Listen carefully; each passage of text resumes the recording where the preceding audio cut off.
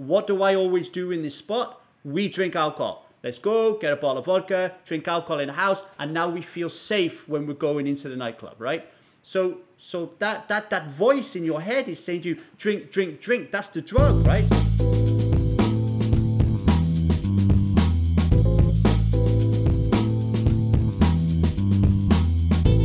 What's up, everybody? Today we've got someone who's behind the poker scenes and is behind helping people with their deepest problems, whether it's within relationship issues or alcoholism, very hard problems to solve. He's also a writer for multiple magazines such as Bluff Europe and Poker Pro Europe. Behind a lot of things, it's Lee Davy.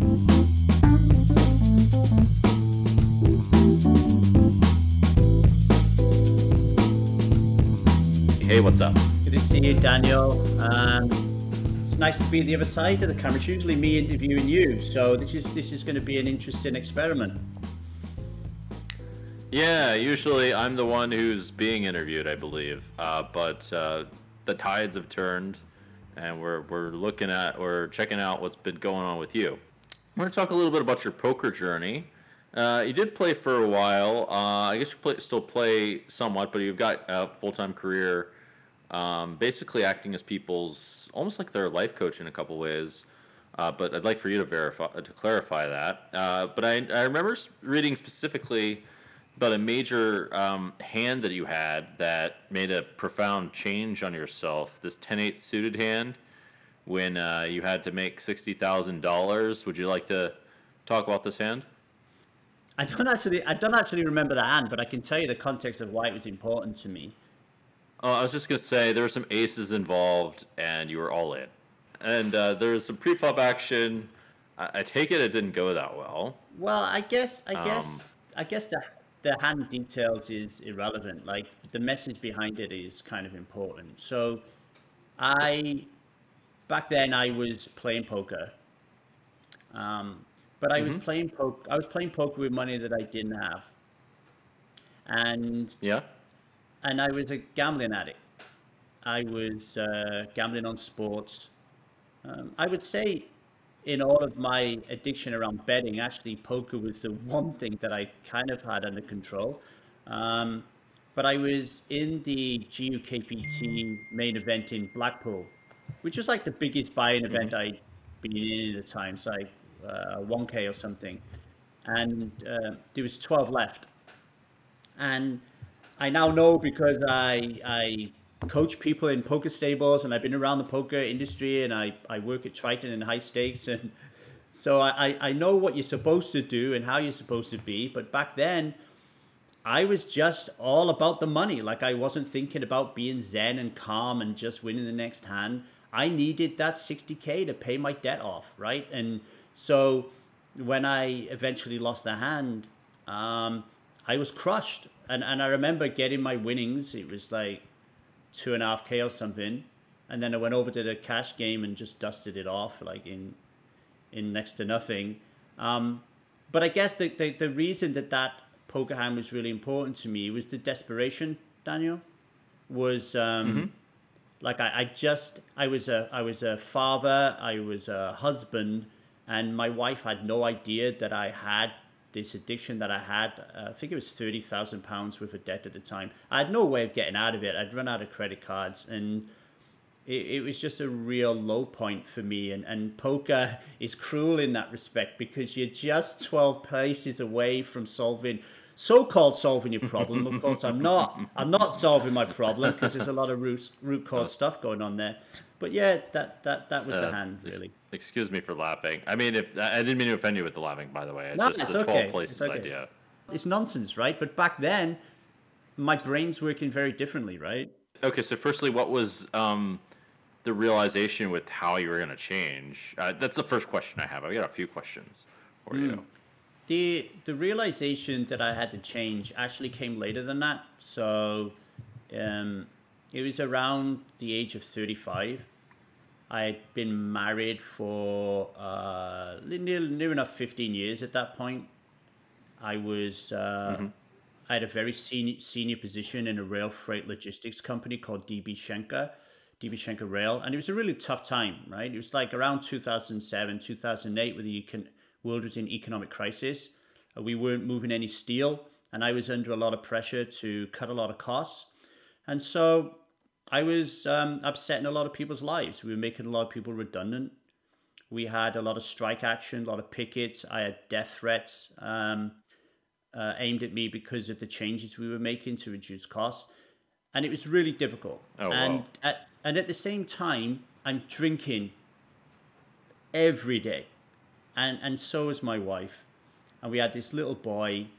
And we were just, our relationship was just spiraling out of control. We were fighting and arguing all the time, Daniel. And I don't know if you've ever been in this spot, or certainly a lot of people listening to this will have been in this spot, where you have a quiet moment on your own in the house and you just can't see a fucking way out of it, right? Like, you try. I've been in that spot. Yeah. I've been in that spot. Yeah, but not like that. No, not like that. Not in a while. You're trying everything.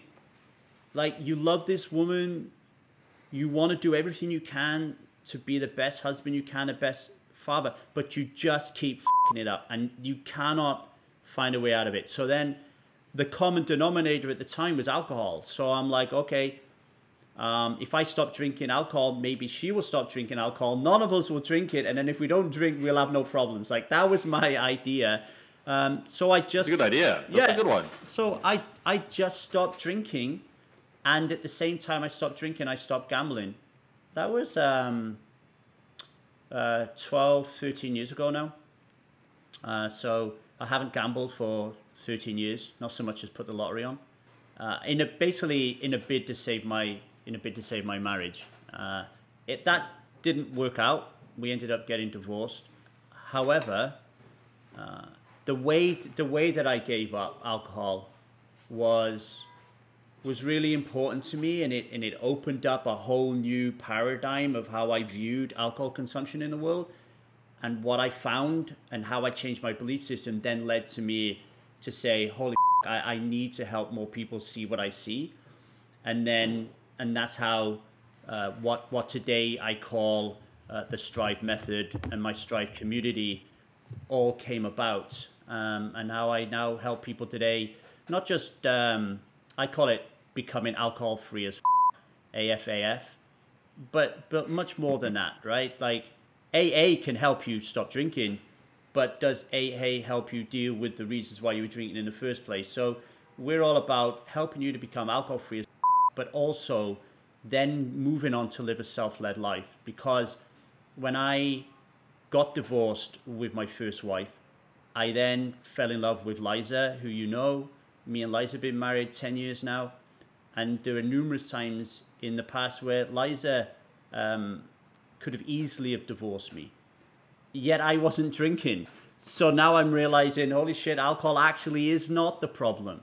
Alcohol was hiding all of the problems, you know? And so that's why for me, learning to live more consciously, Daniel, is really important, and what I do in my work. Yeah, that's a pretty moving story for sure. I mean, there's all kinds of questions I have now.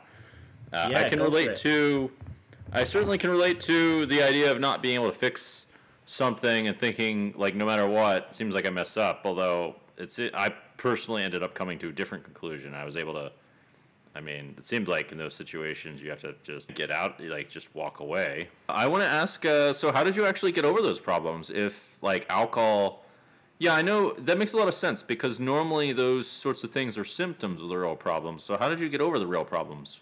Do you want to talk about what they are as well, or no? Yeah, sure. So a really important thing to get across to people here is, when I help people quit alcohol, they'll come to me and we will quickly find out reasons why they're drinking. So they may be drinking because they have low self-esteem. They may be drinking because they need approval from other people around them, and the other people around them drink. It might be a mom that drinks at the end of the day just to fucking decompress after looking after the kids all day. Whatever, there's a reason. However, that's not really the core reason why they drink. So I never drank for those reasons, really, right? I drank because I was designed from birth to drink. From the moment that I was born, the culture and the environment to which I was raised in designed me that when I reach my teenage years, I would want to drink. Like as a young man, looking at other male role models on television, my own father, people around me, people I respected in sport, entertainment, celebrity, alcohol and drinking and consuming large amounts of it was celebrated as being nice, normal, necessary, natural, and noble. So my paradigm growing up as a young lad was that alcohol was all these things. So as soon as I hit 14, of course, I want to drink alcohol, right? So what happens then is alcohol becomes almost like drinking water. Like it just becomes an unconscious pattern. Like 95% of the time, we're unconscious. Our brain and body is just moving about, doing the thing without you even thinking about it. Like I'm getting in the car, I'm making myself breakfast. I'm 95% just a robot here. And alcohol fit into that, right? So Seth Godin, the marketing genius, he says, you know, a good line, people like us do things like this. Like when you want to work out a marketing, you've got to work out that people like us do things like this. And when I grew up, people like us drank alcohol, right? So sure, yeah. So I didn't drink alcohol really because my marriage was falling apart. I drank alcohol because I was designed to drink alcohol, right? And when my marriage is falling apart, I'm just drinking at the same time my marriage is falling apart. So this understanding led me to realize that actually I was existed in an invisible and violent, dominant belief system, which at the time I called alcoholism. Today I call it the liquid lie. And that is that we actually consume a very powerful poisonous drug that kills 3.3 million people a year, which is more than war, murder, and terrorism combined. And it's the only drug where you are actively encouraged to drink it, and you're ostracized if you don't. That is a huge fucking problem, weird. Right? Yeah, very weird. Huh. So then this key thing then happened to me, Daniel, was I then said to myself, well, why am I drinking? Why have I fallen for this trap? So very simple, and people at home can do this, is just write the list of all the reasons why you drink. So let's say you say, I drink alcohol because it tastes nice, or I drink alcohol because it gives me confidence. I drink alcohol because it quells my anxiety. I drink alcohol because it helps improve my social situation. And then I analyzed each one of those pieces of value, and I said, is that true? And it wasn't. Now, I strongly suggest that people should do this with all their paradigms. You know, we have an alcohol paradigm, we'll have a relational paradigm, we'll have a sexual paradigm, we'll have a parenthood paradigm. I would say that you do this with all of them and just interrogate, am I existing in this paradigm almost like I'm in the Matrix? Like I don't know this paradigm exists. I don't even know that I'm doing this. I have no idea why these are my friends. I have no idea why I'm in this relationship. I have no idea why I'm so urgently wanting to come when I'm having sex, when I should just be relaxing and chilling out. I have no idea why I'm drinking alcohol. I have no idea what I'm vaping, which is something I've seen in greater quantities at poker tables, right? I have no idea why I am vaping, right? So then ask why I think I'm doing it, and then question them.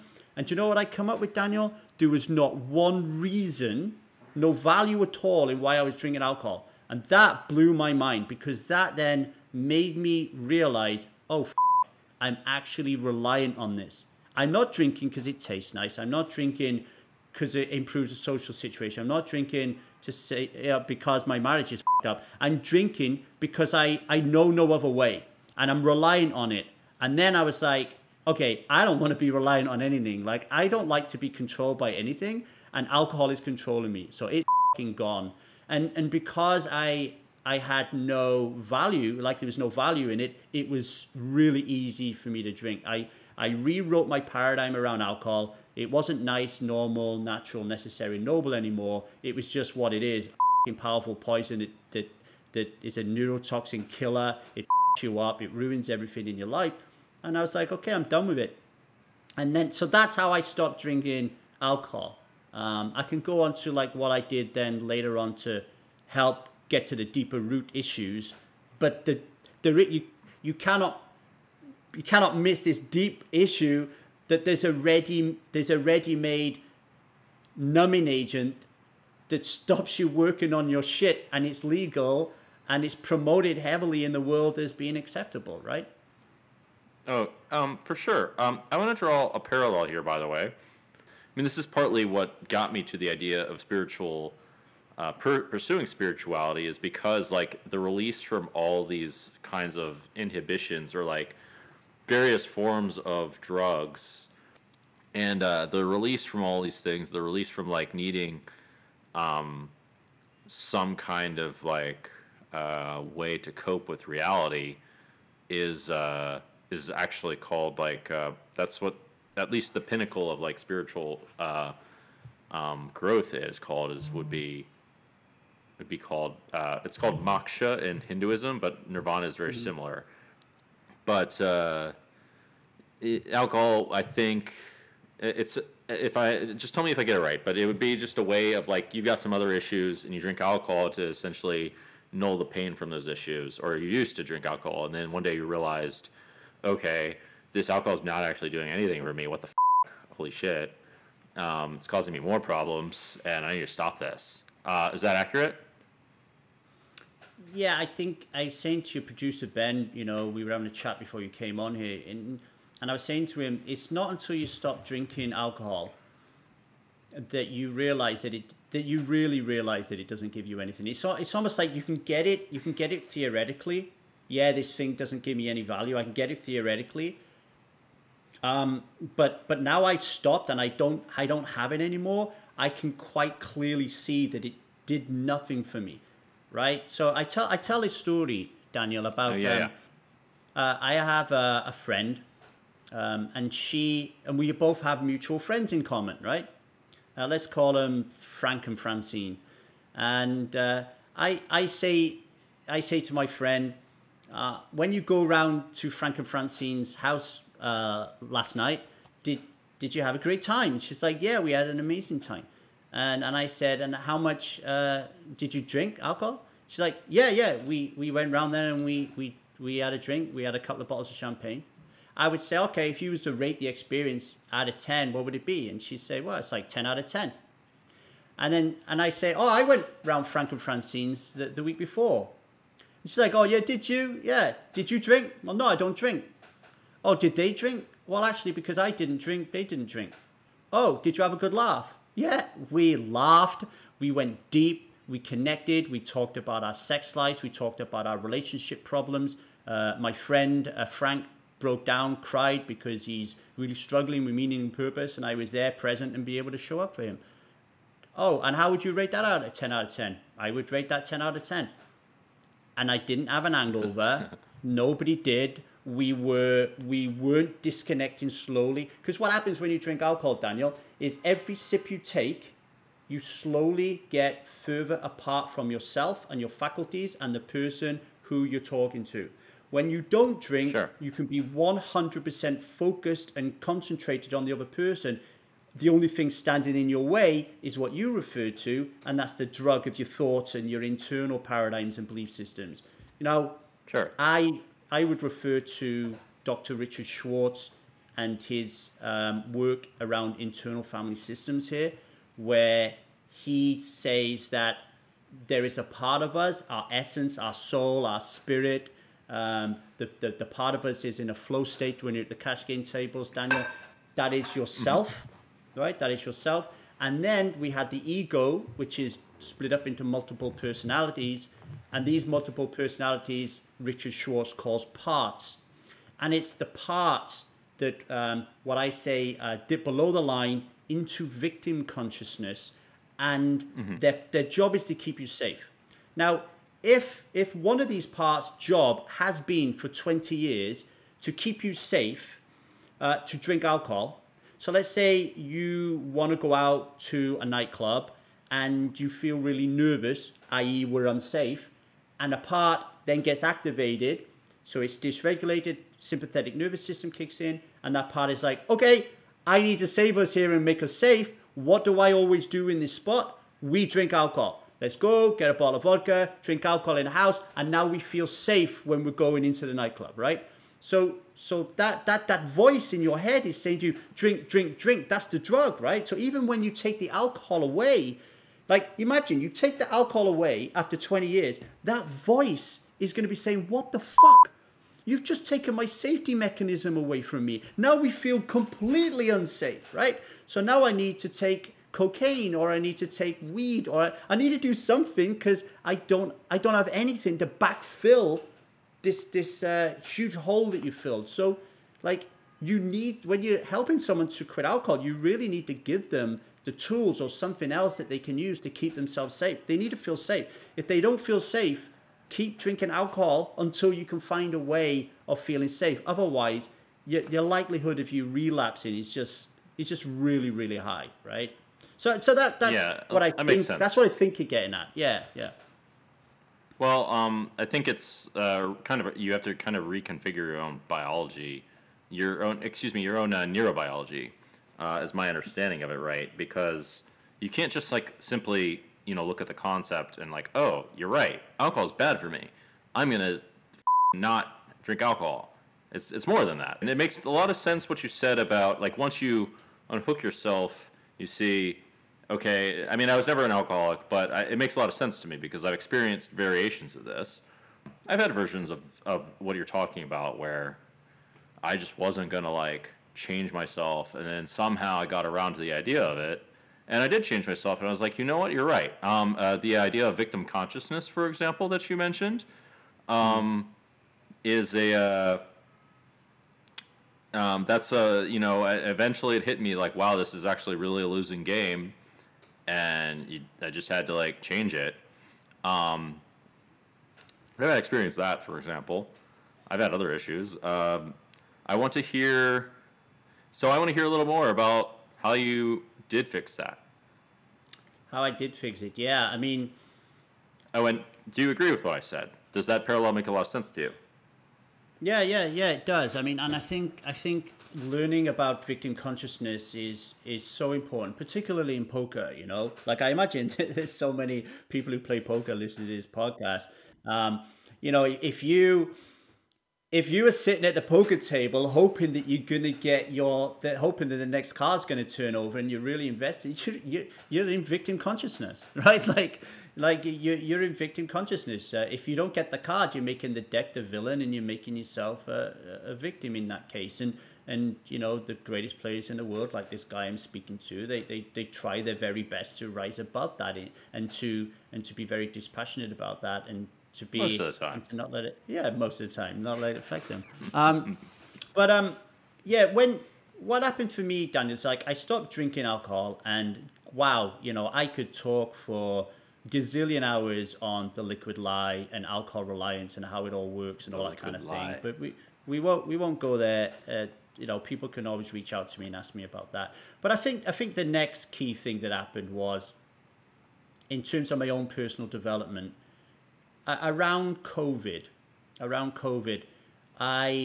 everybody was like struggling, and a lot of people were struggling and trying to save their pennies. I was like, I'm going to go all in, right? I'm going to go all in on my growth and development here, because my relationship is not really going the way that I want it to. And I'd already joined this group called Kaboom, which had two incredible coaches there, a guy called Preston Smiles and a guy called Zion Kim. And then Preston told Smiles? Me yeah, Preston Smiles. And Preston told me... a fun fact, by the way. I believe the first self-help book ever, I have to Google this fact, the guy's last name was Smiles, too. The first guy who ever wrote the first self-help book. So, maybe that's why Preston got his second name. Anyway, he created a coaching container called Elementum. His goal was to create as many coaches as they could, because they could see that there were so many people in the world struggling, right? So his goal and his wife Alexi Panos and Christine Hasler and Stefanos Sifandos, they just wanted to train as many people, send them out there to make a difference in the world. So they were teaching you to be a master life coach. It was a 6-month program. And the way that they taught you was, they had a mantra, Daniel: you cannot take a client where you haven't been yourself. So what happened in that 6 months is they put you through intense coaching. So they coached the hell out of you, and you coach the hell out of other people. So in that container, 6 months, you received hundreds of hours of coaching, and you coach people for hundreds of hours while you're on the spotlight of other people. And that allowed me, while I'm being coached and while I'm coaching other people, to really get to the core issues that I was suffering from and to start to heal them. And what I realized was, even though I'd stopped drinking alcohol, this is a real in a nutshell, you can ask me some questions. Even though I'd stopped drinking alcohol, I was still behaving what I call below the line, in victim consciousness. I was virtually living at my window of tolerance. So what I mean by that is, you only had to say one wrong thing to me, and my sympathetic nervous system would kick in, and I would get into fight and flight mode. And my mode is fight, not flight. So I would be very aggressive. I'd be in your face. I'd be like a little baby. And I realized it's because I was in this, I was in this hero boy energy. Have you ever read The King, the Warrior, Magician, Lover? No, but those archetypes make sense. I don't know if they're rooted in actual psychology or not, but or sound psychology, I should say. Psychology is quite a broad field. But go on. Yeah. And by the way, go ahead. Yeah, I was just going to say that they talk about immature masculine energy and mature masculine energy. And one of the final archetypes of the immature masculine energy that you need to slay is this hero immature masculine energy. The hero, and they use the example of Tom Cruise in Top Gun, right? The guy that wants to go in a 250, 300 mile an hour. He wants to be a fighter pilot, but he doesn't want to save the world. It's all about himself, right? So the hero energy is all about yourself. You're basically a little boy. And I realized that Liza had been married to a little boy. And that created a lot of shame. It created a lot of guilt. And I had to go back and find out why that had happened. So that obviously took me back into how I was born, my relationship with my parents, the trauma that I'd gone through as a child, and then I had to learn to heal that trauma. So this all happened over the 6 months. And what happens is, the more and more you face your problems and your root cause issues and you heal them, you just naturally become a more grounded person. You don't necessarily spend more time above the line. So I have this concept called the line, which is from the 15 Commitments of Conscious Leadership. And this line, at any time you're either above the line in a state of consciousness or self, or you're below the line in victim consciousness or ego. We spend most of our time below the line because we're biologically designed to always look for threats. So we spend 95% of our time below the line. The trick is raising your awareness and knowing when you're above or below the line. So through my coaching, I realize quite quickly when I'm below the line, and then I have enough tools to get above the line. So for example, I'm taking my daughter to bed. She's fucking screaming and crying. I do not want you to take me to bed. I want my mom to take me to bed. And I all of a sudden start to feel an elevated heart rate in my body. I start to have thoughts, oh my God, I wish she'd shut up. I know I'm below the line. So I now need to get above the line. Otherwise, I'm going to be below the line. She's already below the line, and there's going to be anarchy, right?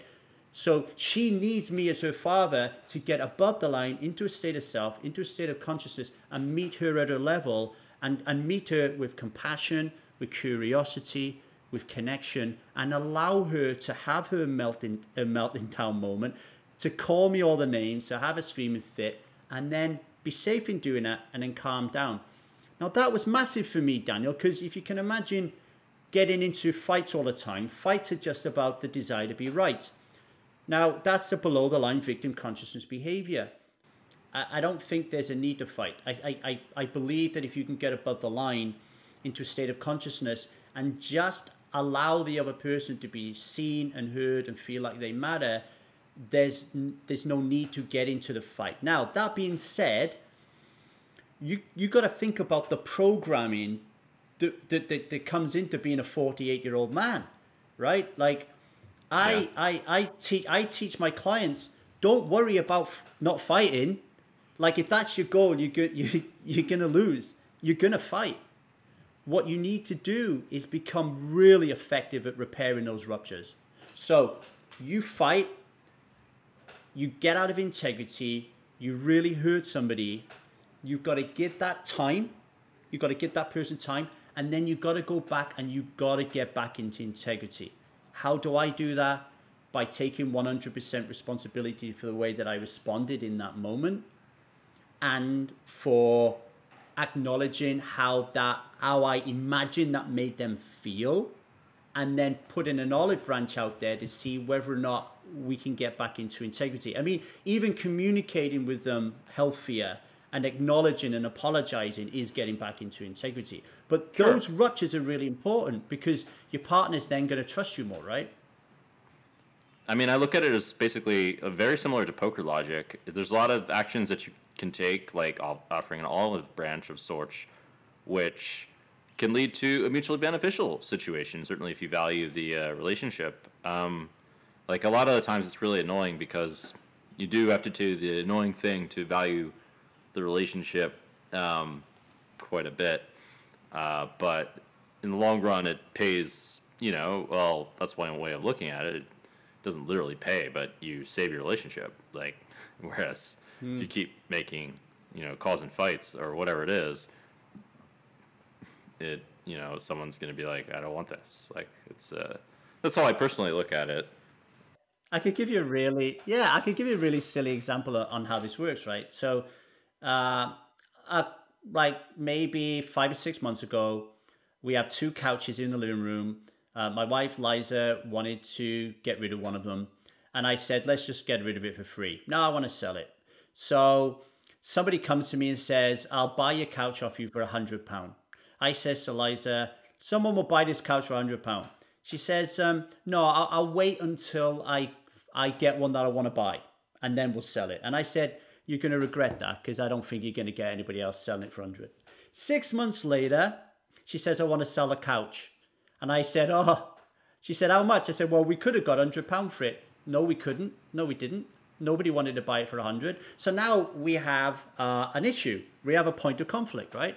Because I want to be right. No, somebody did want to buy it for 100. She wants to be right, because she's trying to say that I'm wrong, and we never had a bidder for £100. So now we're at the apex of a potential conflict. So I said to Liza, hey, we can choose love or war right now. She goes, what do you mean? I said, we could go war over this couch. Yeah, no, but this couch this battle. I'm gonna grab it. You should pillow fight. This silly example, Daniel, is a death by 1,000 cuts in every relationship you see that falls apart. But because it's the context, right? Like, it's context versus content. What I mean by that is, the content, like what we're talking about, is the couch.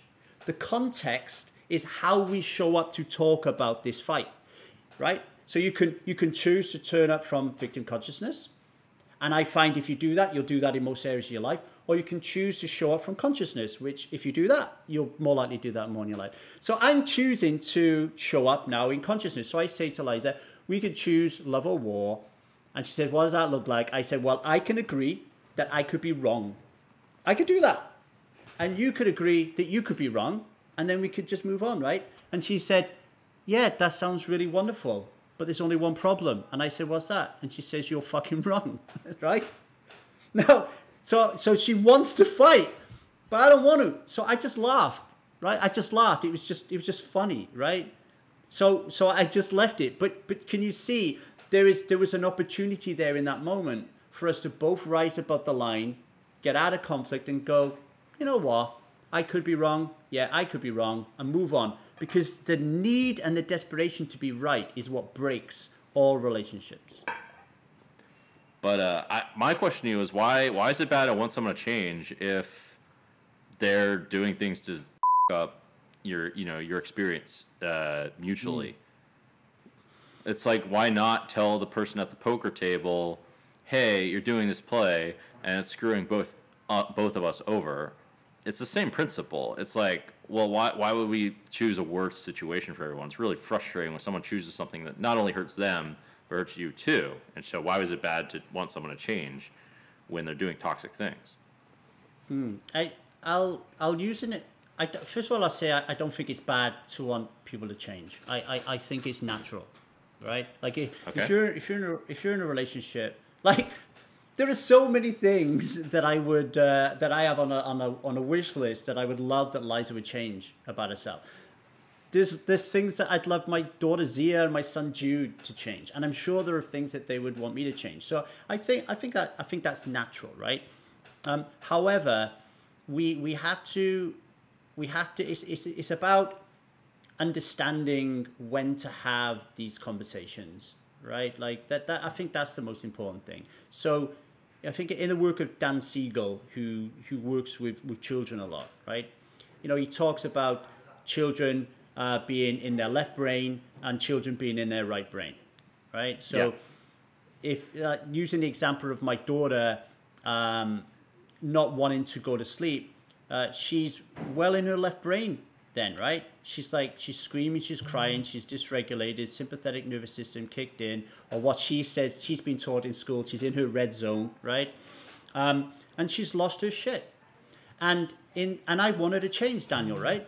But in that moment, if I try to meet her by coming into that in my right brain, so if I come in with my rationality and my logic and start saying, Zia, you know, it is like highly illogical for you to be crying right now because you know I'm not going to change and you know your mum's not coming in and you're going to be sleeping with her tomorrow. And I start hitting her with that rationality and that logic, she's just going to go even crazier. So what Siegel teaches with the kids is just allow them in that moment to have their experience. By doing that, you're creating a safe space. Now, then when that opportunity presents itself, so then maybe the next day when you're taking your daughter to bed and she is now in her right brain, maybe we're reading stories or whatever and she's more in her right brain, now you can use the art of storytelling to talk to her about what happened and maybe give some advice if she wants it. Because to me, advice is a consent thing. Like Zia has a book on consent, which is teaching her boundaries about, you know, you cannot tickle me without me asking you. You cannot kiss me without asking me. You cannot hug me without asking me, right? Like she's learning those things. And the other thing is, you can't give me advice, right? Like without asking me. Like think about this, right? Like I said, we got this line, right? And all of us, and this person who we're communicating with, she's below the line, right? Mm-hmm. She's below the line and she's in this drama triangle, right? Now, if we get below that line as well, then we can also be in the drama triangle. And what tends to happen for men in particularly is we see somebody who is distressed in our relationship or behaving in a way that impacts our nervous system and sends us below the line into that drama triangle, into victim consciousness. And we feel uncomfortable. And then what happens, a part of us that feels uncomfortable, whose role is to keep us safe, kicks into action. And the way that it could do that could be by fixing the other person's problem. So if I fix this person's problem, I'm going to feel safe because I'm only feeling uncomfortable because this person has a problem, right? So if I fix the problem, I'll be safe. So in that drama triangle, you're either a hero, a victim, or a villain. So in that case, we're a hero. We're saying this person cannot fix themselves. I have to fix them. So we're making them a victim, right?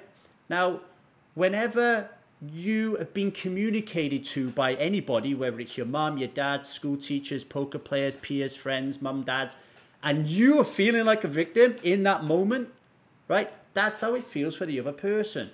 So yeah, we could want people to change, but the most important thing is in that moment when there's a dysregulation is to just meet them from above the line. So we have to get above the line. So we have to breathe. We have to do whatever we need to in that moment to get into our body, to feel, and then to be present for that person, to listen to them without fixing them, right? So it's like, you fucking believe it. My business venture is not working.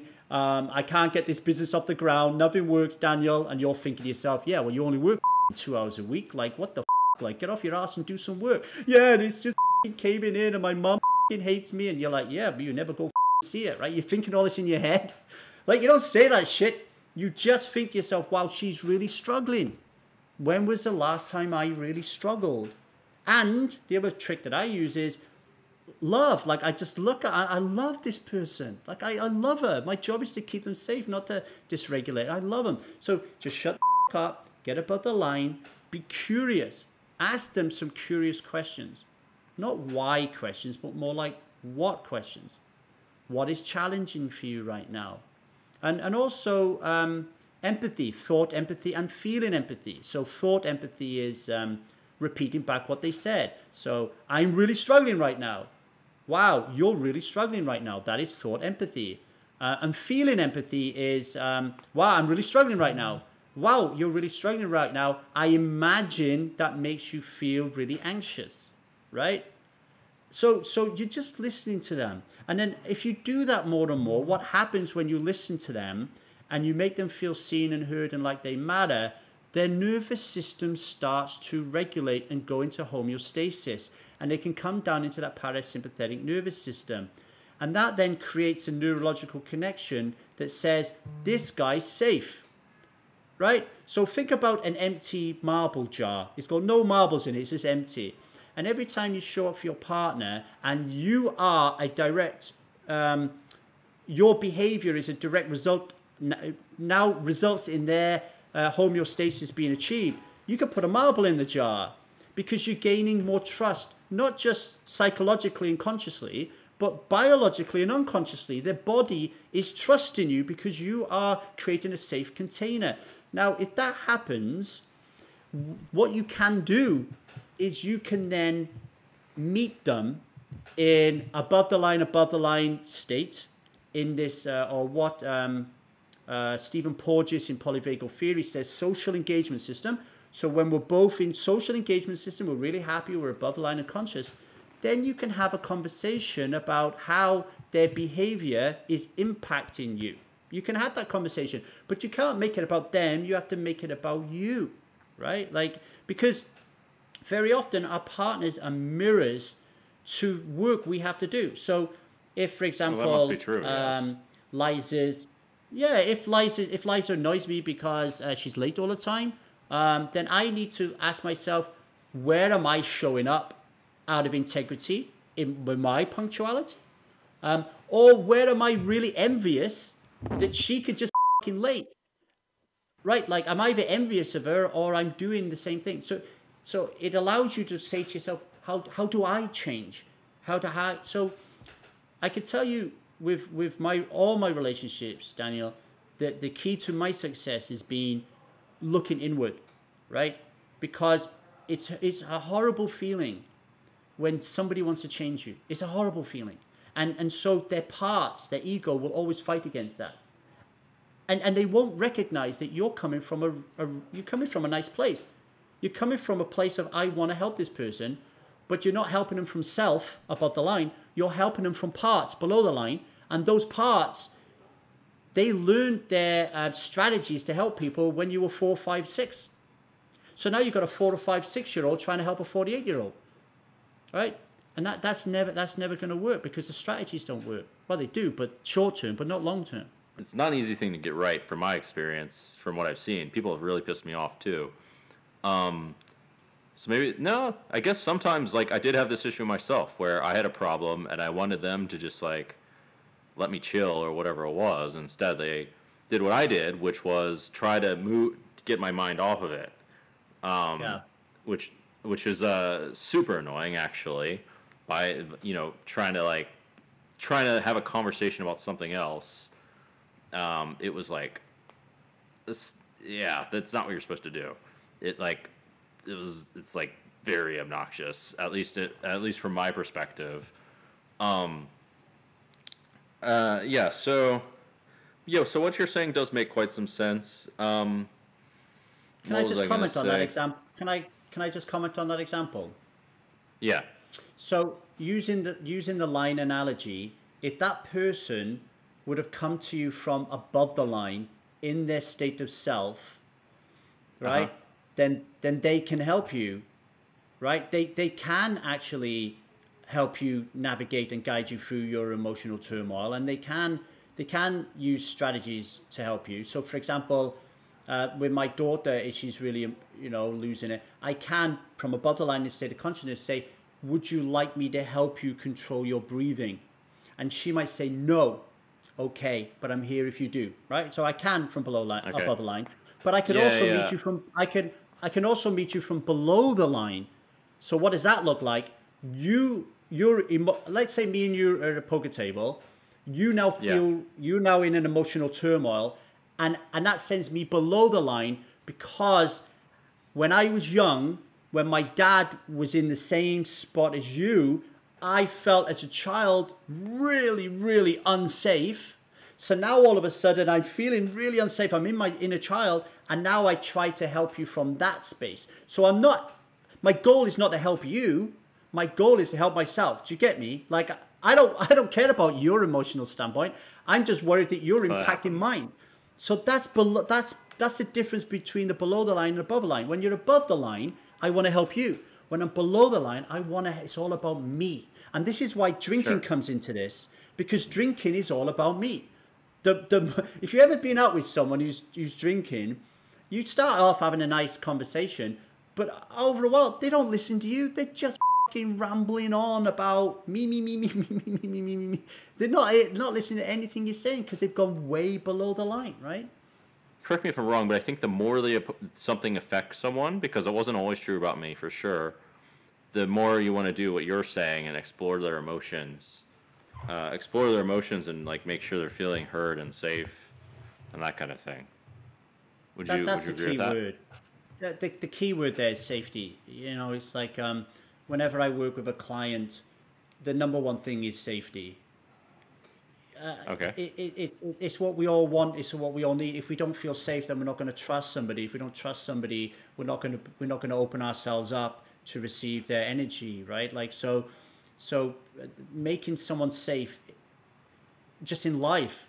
Like when I interview people when they come in, like if sometimes I forget that and I don't make it a safe environment. You know what I mean? It's like sometimes I can slip into the path of least resistance. I can slip into, oh, we're going to interview this guy and I'm just assuming he's done it before. And I'm not making it safe by checking in with him. Like, have you done this before? Because he could seem really super confident, but if he's never been interviewed in the lights at Triton, it might make him really uncomfortable. So now I've missed an opportunity because now I'm trying to connect with someone who doesn't trust the situation and doesn't trust me. So like in an interview in like now me and you are having a conversation, I trust you. Like I have experience with you. I also have a worldview that I trust people until I've given a reason not to as well, But so trust is really important. There's another thing that I wanted to mention about this thing about trying to change somebody as well. Like a really important piece of it is at some point, even if you do all the right things and you take ownership and you take responsibility and you're always in integrity and you're always showing up, the person just might not change.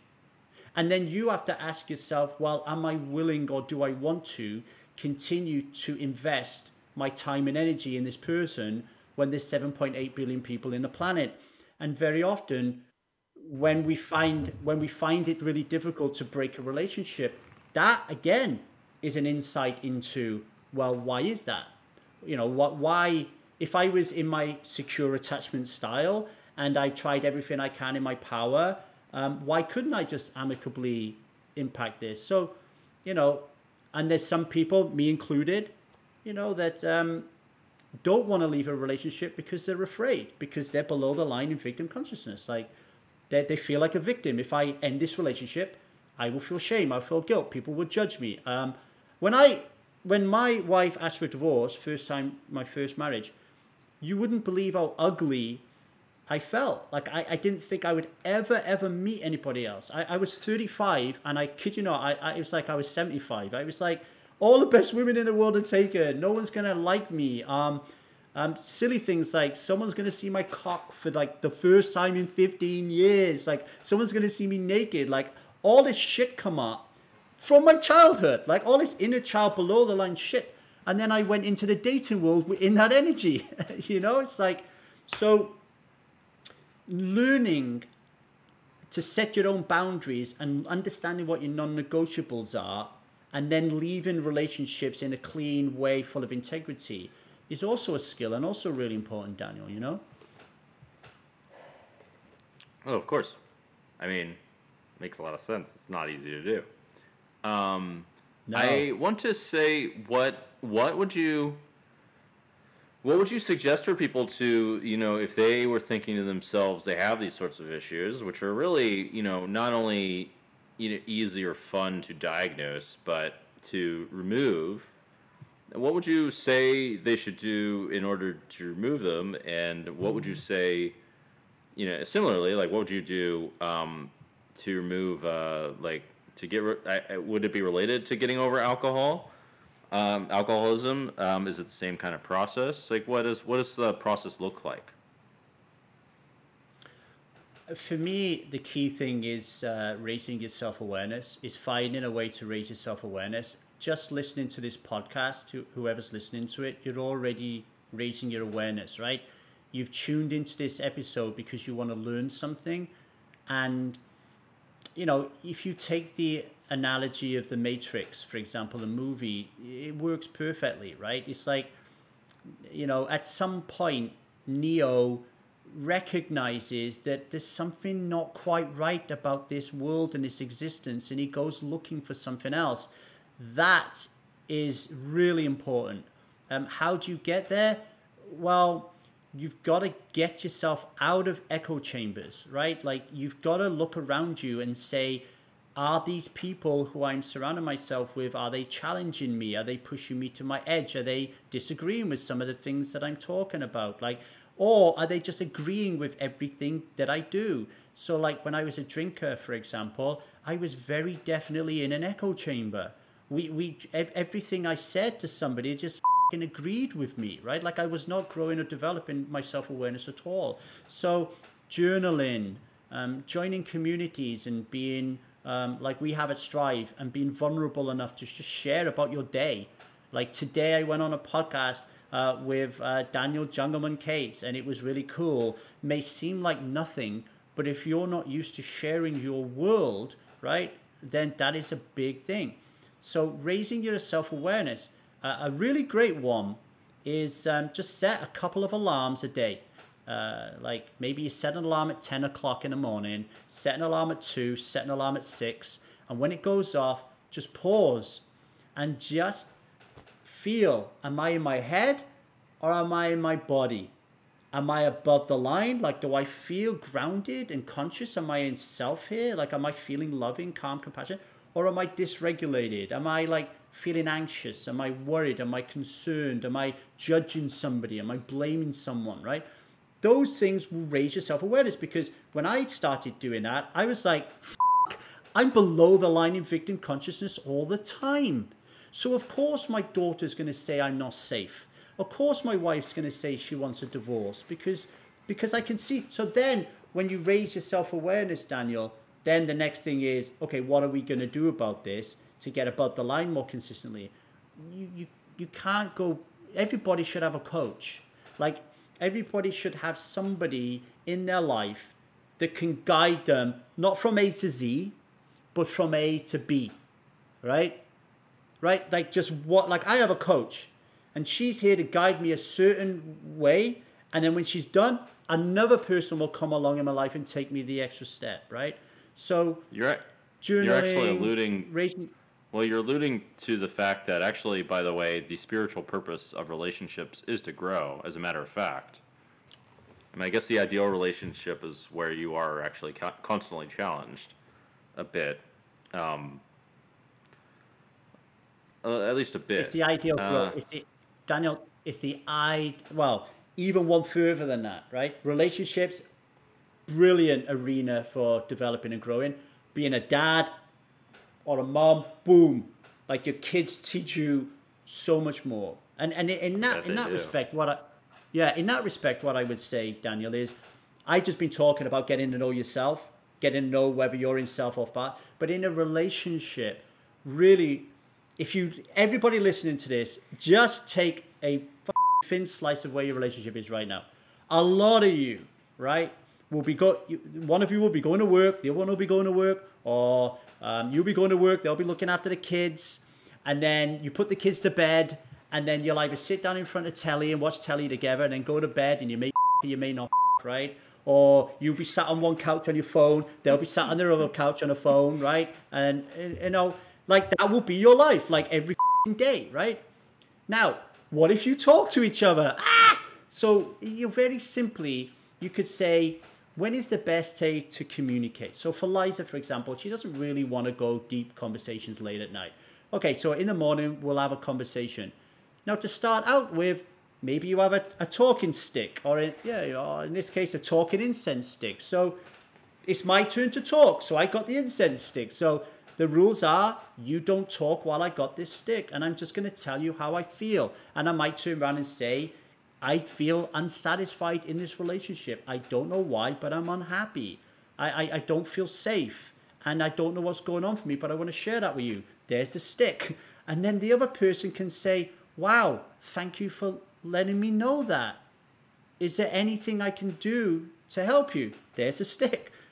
Well, actually there is.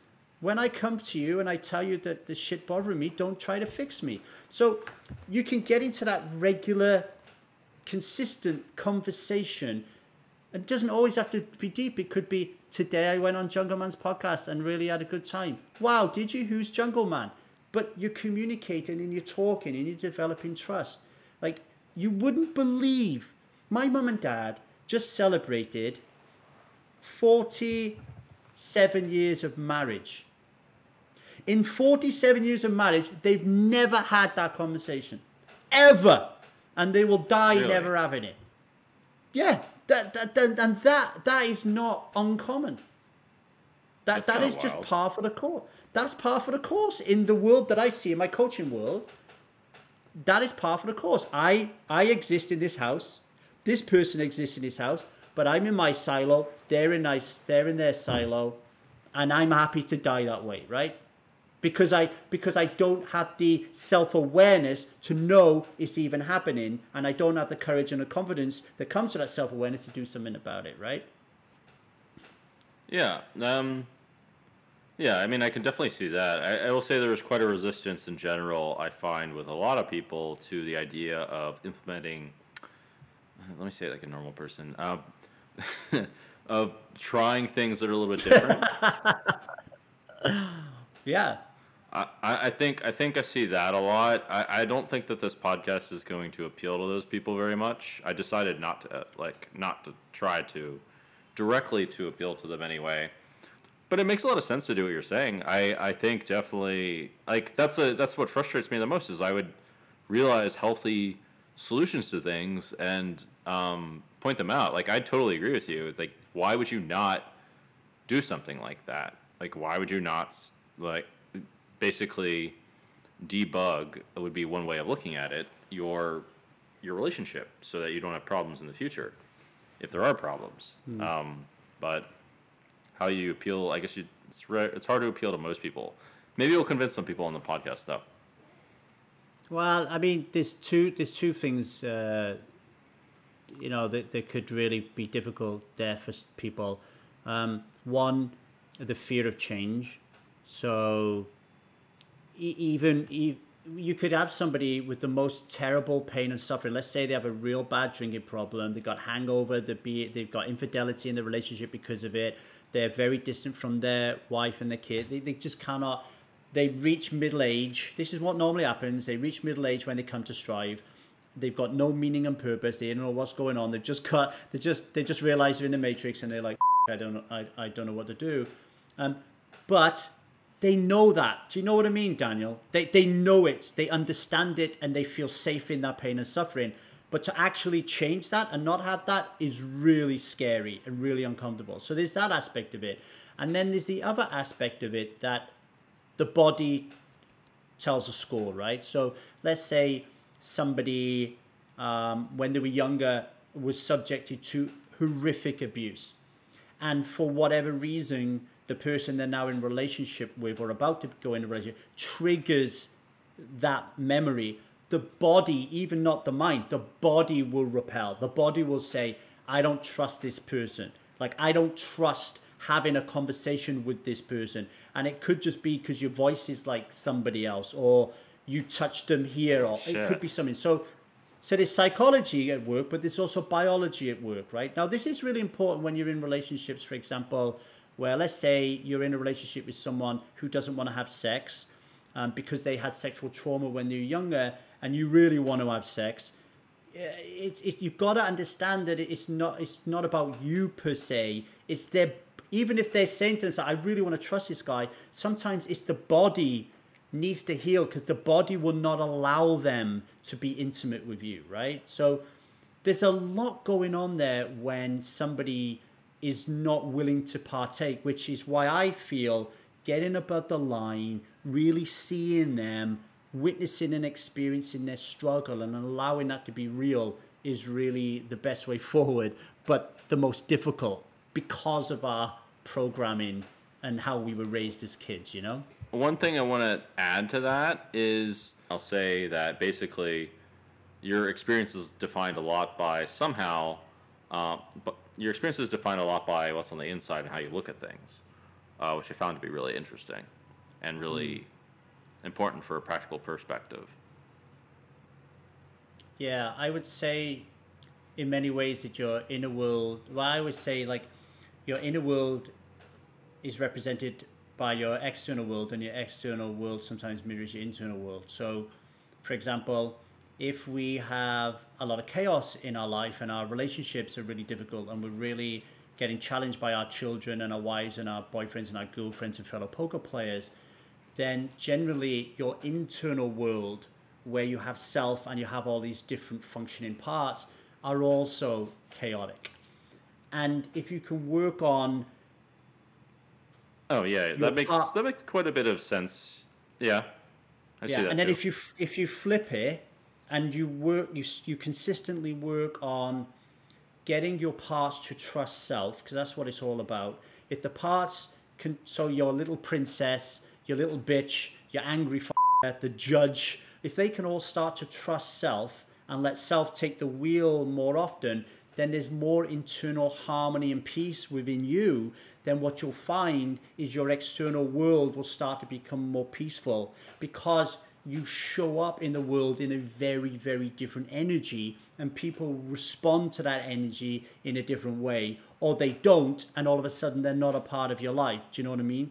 Like, when you've changed on your journey, there's been people who've come along with you, Daniel, and there's been people that you probably don't see anymore because they just don't fit into what you would perceive as your right energetic frequency, right? Yeah, that is certainly true. No, I totally see a lot of that. I mean, this is said also in spirituality in a lot of different ways, actually.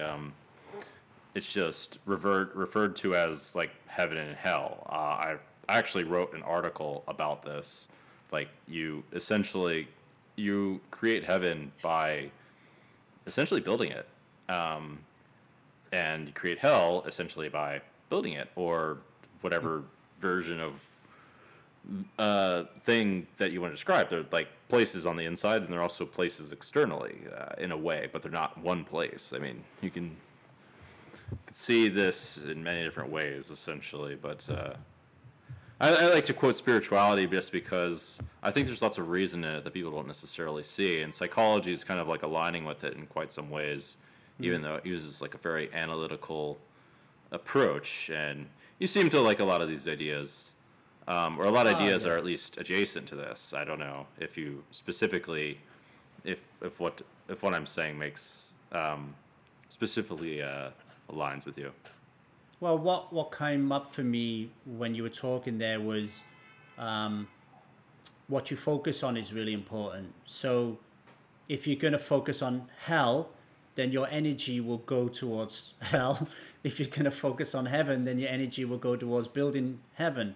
If you're focused on wanting the next card to be your card, that's where your energy will go. If you're focused on being the greatest poker player you'll ever want to be in the world, that's where your energy will go. If you know, so actually what you pay attention to and what you focus on, including your belief systems and your paradigms, are really important, I think.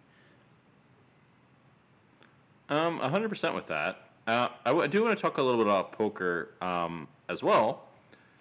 I understood that you specifically liked poker and thought it was a good opportunity. You thought that poker was really quite useful for developing yourself in these kind of ways. If that's true, I'm not 100% certain of that. Would you like to go into why you might feel that way, or what are your thoughts on the subject? I mean, people often say that poker is a microcosm of life, right? And you know, in many ways it is. You have to deal with your feelings. You have to deal with your emotions. You really have to be spending as much time as you can above the line in that state of consciousness to be a really great player. But more importantly, you need to know when you're above the line or below the line, right? So I was interviewing Timothy Adams in London after he won the main event, and I said, Tim, I noticed that in between hands, I'll watch you and you'll close your eyes for a few moments. What's going on there? And he said, in life, I'm always playing the time machine game, right? I'm always flying into the future. I'm always going back into the past. And I'm always trying to drag myself into the present moment. And the poker table accentuates that, particularly backwards. So it's accentuated that I'm going back in time a lot, thinking about hands. And I don't want that. I want to be in the present moment. What Tim is doing in that moment is he's bringing life to the poker table, right? In a way. And poker accentuates conflict, emotional turmoil, failure, the need to accept that you don't have control. So approval. So I'm a great believer in something that I teach in my work, that all desires, wants, and belief come from three places. First of all, they come from the need and the desire to feel safe. I need to feel safe. I need to feel physically safe, financially safe, emotionally safe, intimately safe. I need safety. If we don't get safety, then we will reach out and get approval. So at a poker table, if I don't feel safe, like now everybody's going to see my hands and I'm playing with the world's best, I need the approval of Jason Kuhn, or I need the approval of Ike Action, or I need the approval of Jungle Man, because I can't source that myself. So approval comes in as a way to keep you safe. I now feel safe because everybody approves of me. And if I don't get approval, then I will seek to control. Like I will try to control how other people are behaving. I will control what I do in order for me to get approval so I feel secure. So whenever I'm working with someone, I'll say, what do you want? I want my wife to stop fighting with me. Is that approval, security, or control? Well, it's control. Like I want to control her. Right. What do you want to control her for? Because I feel unsafe. I feel if I don't take the reins here, I feel unsafe. It's the same thing happens at the poker table, really accentuated. Like it's like, I want that club. Why do you want that club? Is that approval, security, control? So you'll find a lot of players that are trying to control. And Jason Kuhn said to me in one of the interviews I did with him, the best poker players realize that they are an observer far more than they would like to admit. And letting go of control and just being the observer, to me, is great. Is internal work. Right? Is internal work. I also interview a lot of high stakes poker players, as you know, who still perform really, really high, but they really do care what their peers think about them. So that allows them to be saying, oh, wow, I really care what this player thinks about me. Now I'm at the feature table and everyone's going to see my card. What is that about? So that's because you have some work to do to approve of yourself. Now, it could be that you're 84% there, but now you have another 16% that you can work on. So it's another part of your leak. Or you could just feel really financially unsafe. I remember True Teller telling me once that he was playing in a huge cash game and somebody like check raised him all in on the river. He had to call some X amount of million, and the right hand was to call, and he didn't because the money scared him. You know what I mean? So in that space, True Tellers feels unsafe. So then you can ask yourself, why do I feel unsafe? Is it because I'm playing with other people's money and then I worry about their approval? Is it because I'm playing with my own money and I don't want to go broke and I'm taking too high a shot? Or am I just uncomfortable with risk? Like, what is it? But the poker table allows you to explore and ask those questions if you're aware and you're learning from them. Does that make sense? I would use the analogy of relapsing when you're drinking. So relapse is not a bad thing as long as you learn from it. There is great gold to be mined in a relapse if you learn in the moment or as close to it as you can. Similarly with poker. Yeah. No, and I'm not talking about going into the lab and running solvers. I'm on about the emotional and the psychological solvers that you should be running afterwards. Why was I afraid? Why did I need approval? Why did I need control? Why did I feel unsafe? If you are aware enough and you can interrogate that, you're going to be a much better player and a much better husband, wife, father, son, friend, etc., etc. So what would be like an example of relapse? What relapse would teach you? Like because the relapse would feel that's like similar to going on a downswing in poker because you tilted, for example. I can give you a poker example. I have a high stakes poker player, cash game. It's one of my clients, been one of my clients for many years now, actually. And he stopped drinking for a long time, and then he was playing his cash game, and there was a VIP there that was demanding that everybody drinks. So in that moment, he drinks for like the first time in a year, and then comes to me and he's feeling really bad. So in that case, it's like, okay, so was you feeling approval, security, control in that moment? And it's a bit of approval. He doesn't want the other people around the table thinking he's going to be a big deal here because he's not going to drink. There's also a safety aspect there because he doesn't want to be chucked out of the game, right? Because there's a big money to be won. And he feels a little bit out of control.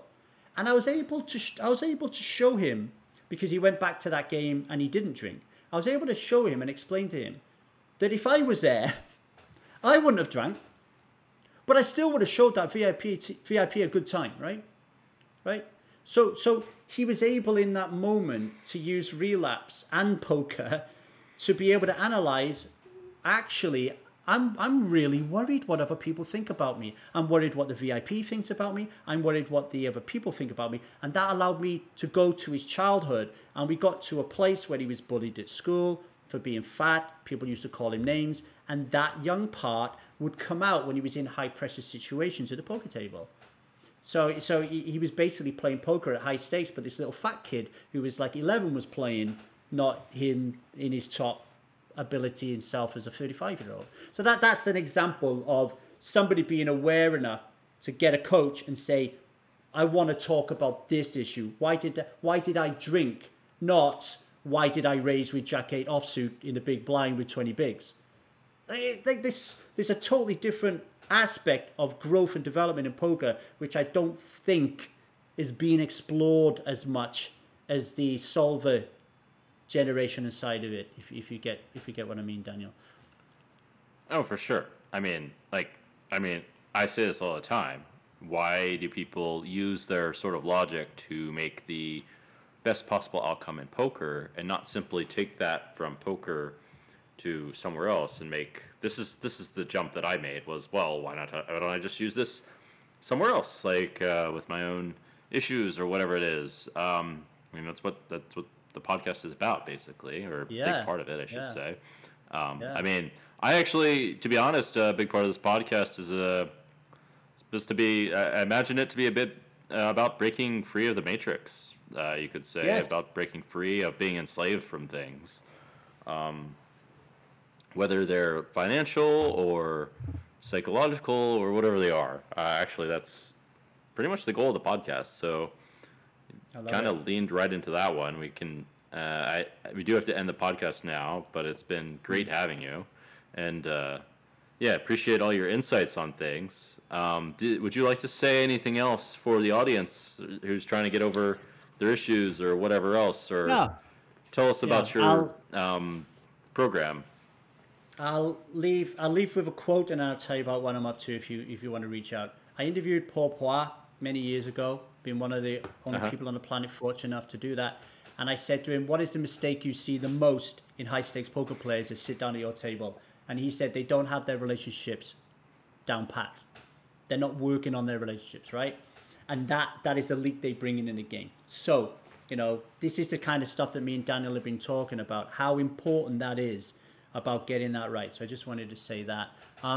If you're interested in anything that I'm doing, you can listen to my podcast, the 1000 Day Sober podcast. It's designed to help people become alcohol-free and live a self-led life. So if you're not interested in stopping drinking alcohol, you'll still get a great lot of quality out of the podcast because we're still talking about how do you develop, how do you, using things like internal family systems and the 15 commitments of conscious leadership. I have a sobriety group, Strive Life After Alcohol. We have a Discord community. We have weekly Zoom group meetings, and they have access to my Strive method. So my Strive method is a series of teachings that helps people live a self-led life, and it's quest-based. So for example, we have a quest based on connection. So there's a meditation on connection, there's some education on connection, and then you enter a quest where you choose 5 things at random and you do them for 7 days, 14 or 30 days to build connection with yourself, others, nature, God, spirituality, and you get points. So you'll get connection points. So we have leaderboards and that kind of thing. So that's how that works. I also have a men's group called Strive for Men. And I'm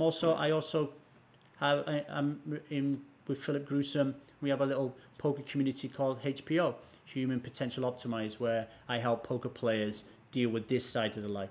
And I do one-to-one coaching. I have quite a few high-stakes poker players as my clients.